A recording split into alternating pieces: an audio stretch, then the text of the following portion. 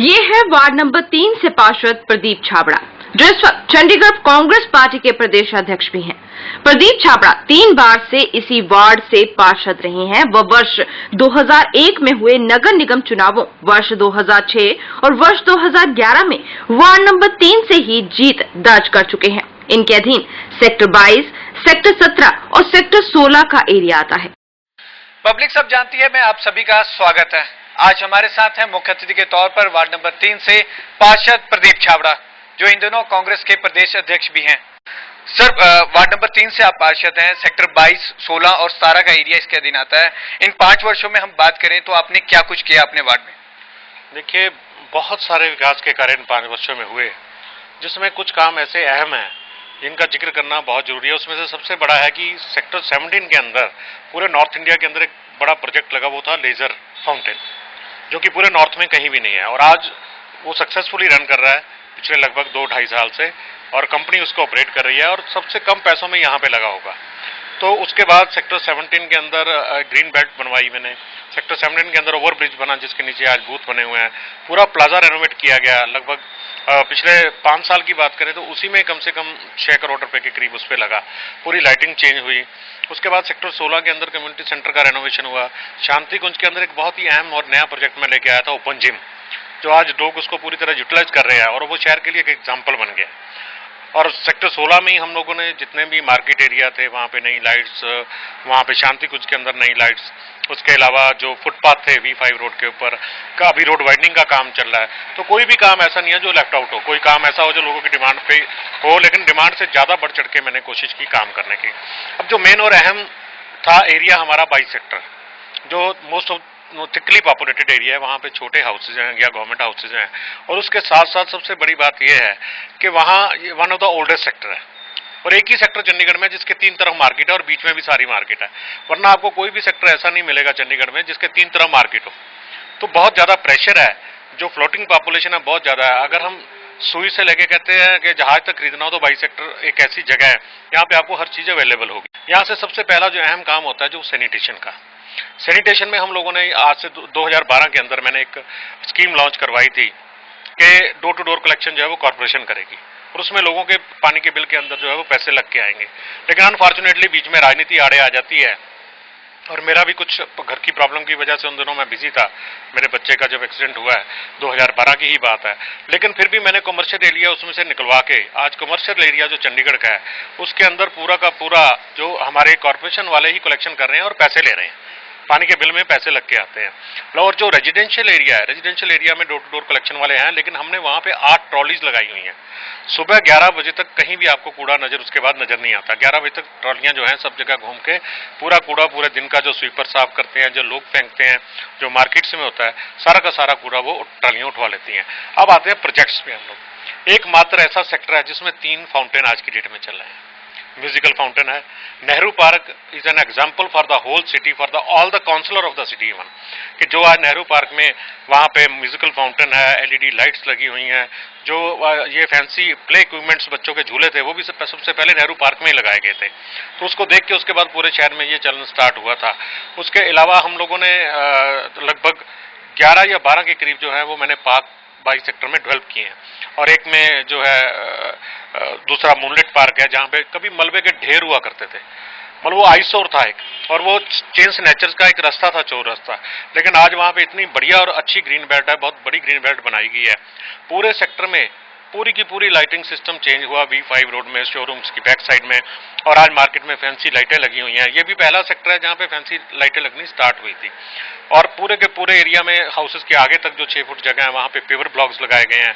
कोई भी जगह ऐसी नहीं है जहाँ पे डेवलपमेंट का काम नहीं हुआ। ताकि लोगों की एक सबसे एरिया के लोगों की आपकी शिकायत है कि जब से आपको अध्यक्ष बनाया गया है तब से आपका ध्यान वार्ड की तरफ बिल्कुल नहीं है। उससे पहले बहुत रहते थे, आप एक्टिव रहते थे। ऐसा कुछ नहीं है। आज भी मैं सुबह 10:30 बजे तक मेरे दरवाजे खुले होते हैं। जो मुझे कोई कॉल करता है, मैं फोन के ऊपर ही कोई व्हाट्सएप मैसेज करता है, मैं पूरा काम करता हूँ। अभी तो 4 दिन पहले मैं 22 सेक्टर में खड़ा था, वहाँ के लोग इकट्ठे थे और वो सारे बीजेपी के थे। और उसके अलावा जितने भी बीजेपी के लोगों के नंबर दूंगा कि मैं उनके फोन सुनता हूं या नहीं सुनता, उनके काम कर रहा हूं या नहीं कर रहा, क्योंकि उन्होंने अपने पार्टी के लोगों से जोर लगा के देख लिया, उनसे काम नहीं हुए। उन्होंने एक कोशिश की थी कि पता नहीं 13 साल के बाद 14 साल के बाद हमारा मेयर बना है, पता नहीं कौन सा यहाँ पे वो बना देगा। लेकिन जब उससे काम नहीं हुए तो वापसी लोगों को ये पता चला कि नहीं, काम एरिया काउंसलर जो हमारा करता था उसको हमने रादर उसको बीच में रोका गया एक तरह से। सर, कम्युनिटी सेंटर की बात करें सेक्टर 22 में, सेक्टर 22 का कम्युनिटी सेंटर सबके लिए एक एग्जांपल था। जिस तरह से आपने उसको जिम की मेंटेन की थी, लाइब्रेरी बनाया था, प्ले स्टेशन बनाया था, आज की डेट में वो बंद पड़ा है 1 साल से, ऐसा क्यों? 1 साल से नहीं, वो 3-4 महीने से बंद है। उसके पीछे एक रीजन था कि जब जिम चल रहा था तो कुछ लोगों की मुझे शिकायतें आने लगी। वहाँ एक तो ओवर क्राउडेड हो गया था। ये जिम जो हमने बनाया था वो लोकल रेजिडेंट्स के लिए बनाया था, लेकिन जिस तरीके से हमने उसको दिया उसमें भी डिस्टर्ब करने वाले बीजेपी वाले लोग हैं, क्योंकि वो चाहते थे जो पहले ऑलरेडी कोच चला रहा है उसको किस तरीके से हटा के वो हम अपने कब्जे में ले लें। और उन लोगों ने और मेयर ने भी आज के ने पूरा कोशिश की कि किसी तरह इनको कमर्शियलाइज कर दिया जाए, लेकिन हर चीज कमर्शियलाइज करने से बात नहीं बनती, हमें लोगों को फैसिलिटी देनी है। तो इस वजह से वहां थोड़ी सी प्रॉब्लम आई, मशीनें वगैरह खराब थी, वो सारी ठीक है। अब कोई भी आदमी जो लोकल रेजिडेंट है वो मेंबरशिप ले सकता है। लेकिन सर अभी भी बंद पड़ी है वो, लोगों को दिक्कतें ये है कि लाइब्रेरी बनाई आपने, प्ले स्टेशन बनाया, जिम अच्छा वाला चल रहा था, लेकिन बंद पड़ा है। सब कुछ खुला है जी, वहां पे हमारा सुपरवाइजर होता है, लोगों को आना चाहिए, लेकिन आके लोग उसको प्रॉपर तरीके से यूज करें। अगर आगे लोग उसको मिस यूज करें या फ्री में यूज करना चाहेंगे वो तो कोई नहीं अलाउ करेगा ना। सर, मल्टी लेवल के प्रोजेक्ट की बात करेंगे, आपके वार्ड में लगा सबसे पहला प्रोजेक्ट था, आपके ही टाइम पे हुआ था, कांग्रेस के टाइम पे हम बात करें, आप ही विरोध करते नजर आए, आप ही नहीं गए उसके इनॉग्रेशन में, ऐसा क्यों? देखिए, इनॉग्रेशन पे जाना ना जाना वो एक अलग इशू है। विरोध मैंने कभी नहीं किया। विरोध हमने किया जो पॉलिसी मेयर ने बनाई थी कि दुकानदारों के लिए बाकी सारी पार्किंग बिना सोचे समझे बंद कर दो। मैंने मेयर को बोला था, मैंने कमिश्नर साहब को बोला जाके कि कमिश्नर साहब आप एक मीटिंग बुलाइए ट्रेडर्स की, उनको कॉन्फ्रेंस में लीजिए, उनकी सलाह लीजिए, उनसे सजेशंस मांगिए कि हम मल्टी लेवल को कैसे सक्सेसफुल कर सकते हैं। मैंने कहा उसमें मेयर साहब को भी बुलाइए, मुझे कोई इतराज नहीं है, लेकिन इनॉग्रेशन से पहले आप ये सारा कर लीजिए। आज भी आप मल्टी लेवल पार्किंग के ऊपर चले जाएं, आज भी डक्टे जो हैं वो ओपन पड़ी हैं, तारे नंगी पड़ी हैं वहां पे, तो इतना बुरा हाल है। मेयर सूद तो कह रहे थे कि ये जो कांग्रेस ने बनाई है मल्टी लेवल पार्किंग, इससे पहले कोई पॉलिसी नहीं बनाई, इसलिए वो सक्सेसफुल नहीं हो पाई। तो पॉलिसी बनानी चाहिए थी ना, यही तो हम कह रहे थे कि इसको स्टार्ट करने से पहले पॉलिसी बनाते। इतनी उद्घाटन करने की क्या जल्दी थी, पूरा साल था उनके पास। उनको मुझे एक बात बताइए, उनके 8 पार्षदों ने इसका विरोध किया, उनके अपने नेता हरमोहन धवन जी ने इसका विरोध किया, उसके पीछे क्या कारण थे? प्रदीप छाबड़ा का विरोध का कारण तो हो सकता है कि मैं अपोजिशन में हूं। वो तो ये कह रहे थे कि बनाने से पहले कांग्रेस ने बनाई, चाहिए उसकी पॉलिसी कांग्रेस। जब तक कोई प्रोजेक्ट कंप्लीट नहीं हो जाता, जब तक उसके ऊपर आप लोग पूरी फिटिंग्स नहीं कर देते, जब तक उसको तैयार नहीं कर देते, उससे पहले पॉलिसी कभी बनती है।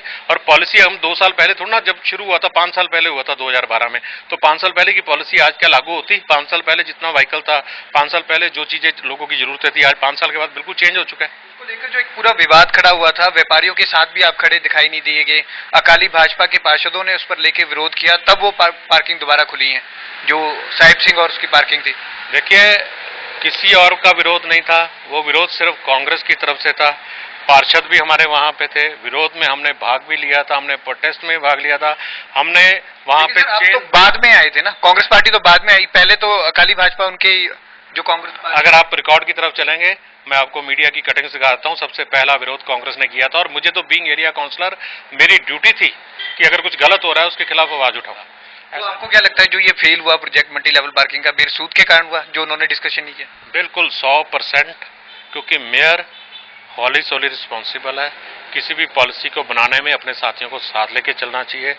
उसकी एरोगेंसी ने, उसके रूड बिहेवियर ने, उसके सिर्फ मैं जो शब्द है उसके अंदर एक मैं है कि मैं जो करूंगा वो ठीक करूंगा, या सिर्फ मैं, तो ये चीजें जो होती हैं जो ज्यादा देर नहीं चलती।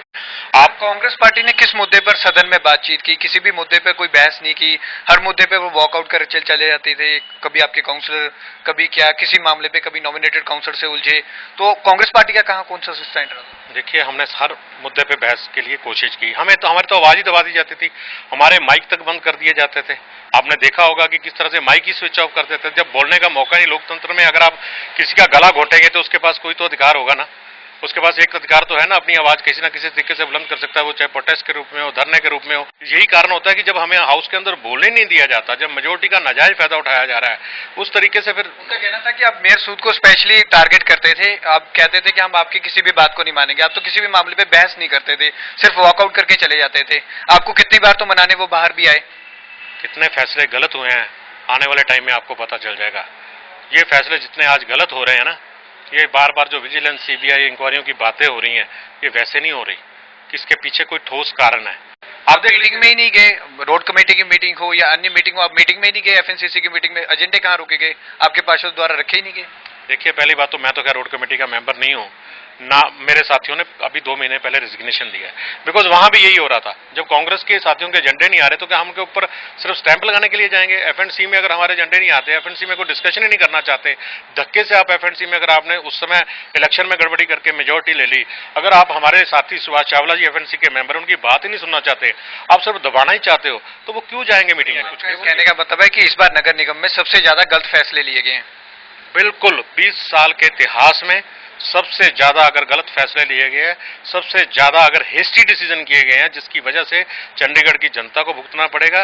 तो वो इतने बड़े बड़े टैक्स लगाने की बातें हुई हैं, चाहे वो हाउस टैक्स बढ़ाने की बात थी, चाहे वो एंटी टैक्स की बात थी, हम लोगों ने डट के विरोध किया। हमारा काम है लोकतंत्र के अंदर विरोध करना। अभी आप देख लीजिए, रेनोवेटेड पार्कों का उद्घाटन हो रहा है। अभी आप देख लीजिए, पानी जंडपुर से आना था, उद्घाटन 5 लाख रुपए यहाँ खर्च किए जा रहे हैं।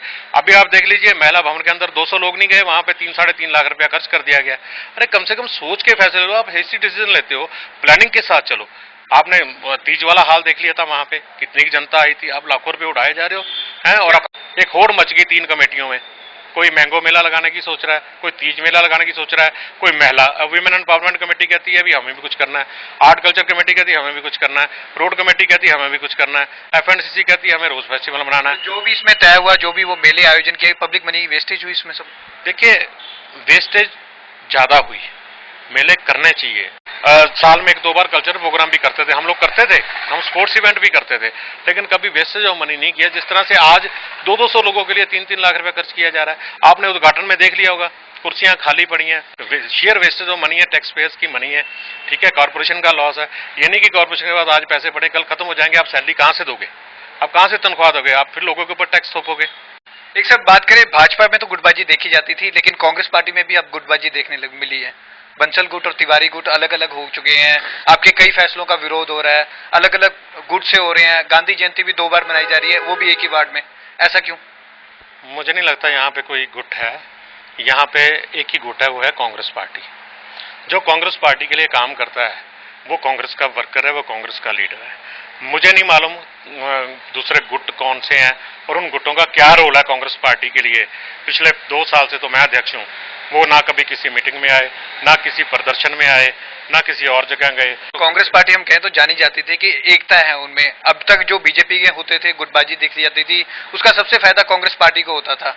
अभी भी अगर हम कहें तो नगर निगम चुनाव में सबसे ज्यादा फायदा होता है कांग्रेस को। लेकिन अब जिस तरह से गुटबाजी नजर आ रही है, आप एफिडेविट ले रहे हो, जो आवेदन कर रही हैं इस बार इलेक्शन लड़ने के लिए, उसका विरोध हो रहा है लगातार, उस पर क्या कहेंगे? कितने लोग हैं विरोध करने वाले? कल 100 से ज्यादा फार्म आए मेरे पास। विरोध करने वाले कितने लोग हैं उनकी गिनती कर लीजिए, और वो क्यों विरोध कर रहे हैं उसके पीछे जाइए, उसके पीछे जाइए, उसके कारण जानिए, फिर आपको पता चलेगा कांग्रेस में कोई गुट नहीं है, सिर्फ और सिर्फ कांग्रेस पार्टी एक गुट है। पवन बंसल जी हमारे नेता हैं, यहाँ से 26 साल तक, वो 20 साल तक इलेक्टेड एमपी, 6 साल राज्यसभा एमपी रहे हैं, 9.5 साल वो मंत्री रहे हैं केंद्र में, इसलिए वो हमारे लीडर हैं यहाँ पे। वो जितने भी आवेदन आए हैं उनके साथ एफिडेविट आप साथ में ही ले रहे हो? जी बिल्कुल, साथ में ले रहे हैं। आवेदन के साथ एफिडेविट में पंजाब, हमने देखिए अभी पंजाब में एमएलए की सीटों के लिए ये आवेदन पत्र मांगे गए थे, फॉर्म भी लगभग वही है। हमने एक लाइन ऐड की कि आप पार्टी से कितनी बार एक्सपेल किए गए या निकाले गए या आपने पार्टी छोड़ी। दूसरा, एफिडेविट में हमने एक लाइन ऐड की है कि we will not defect the party till the completion of tenure, उसी टेन्योर का, सिर्फ सारी जिंदगी के लिए हमने एफिडेविट थोड़ा ना ले लिया किसी से। ये भी तो ये दिखाता है कि कांग्रेस पार्टी में अपने कार्यकर्ताओं को लेकर विश्वास ही नहीं है कि वो छोड़ के चले जाएंगे, जिस तरह से पिछले 4 काउंसिलर छोड़ के गए। ऐसा है, अगर कार्यकर्ता को विश्वास है और कार्यकर्ता में कॉन्फिडेंस है, उसके मन में चोर नहीं है, तो मेरे ख्याल में जो लोग आज फॉर्म भर के गए हैं वो बिल्कुल क्लियर हार्टेड हैं, इसलिए भर के गए हैं। कांग्रेस अध्यक्ष होने के नाते आपको क्या लगता है कि इस बार कितने युवाओं को आप टिकट दे पाएंगे? क्योंकि काफी पुराने फेसेस हैं जो आते रहते हैं, उनको टिकट मिलती रहती है, काफी युवा भी इस बार कांग्रेस पार्टी में ट्राई कर रहे हैं, तो कितने युवाओं को टिकट मिलेगी इस बार? देखिए, कांग्रेस हाईकमान से डिस्कशन करने के बाद ये सारे फैसले होंगे, लेकिन मेरी कोशिश है कि नए चेहरे और युवा चेहरे सामने आए। ऐसा भी कहा जा रहा है कि इस बार आप चुनाव नहीं लड़ेंगे, आपकी वाइफ इस वार्ड नंबर 3 से चुनाव लड़ेंगे, इसमें कितनी सच्चाई? अभी तक ऐसा कोई विचार नहीं है, अभी तक ऐसा कुछ नहीं है। ये लोगों की भावना है, अगर लोगों के सेंटीमेंट्स हैं उसको अगर कोई भी किसी तरीके से भी ले, मुझे नहीं मालूम, लेकिन ना तो मेरे घर में ऐसी अभी कोई बात हुई है, ना मैंने अपनी वाइफ को बोला कि आपने चुनाव लड़ना है। मैं तो अभी मेरा 2 महीने का टेन्योर है, मैं तो अपना काम कर रहा हूँ एज ए पार्षद। आप लड़ेंगे चुनाव? नहीं, मैं चुनाव नहीं लड़ूंगा, बिल्कुल क्लियर है। मैं बहुत देर से अनाउंस कर चुका हूँ, मुझे पार्टी अध्यक्ष के नाते अब 26 सीटों पर चुनाव लड़ना है। मुझे एक सीट पे चुनाव नहीं लड़ना, मुझे 26 सीटों की जिम्मेवारी है, तो मैं 26 पे चुनाव लड़ूंगा। ये थे वार्ड नंबर 3 से पार्षद प्रदीप छाबड़ा जी। इन्होंने कितना बोला सच और कितना बोला झूठ, तय आपको करना है। कैमरामैन बलजीत के साथ भगवत सिंह, फास्ट न्यूज, चंडीगढ़।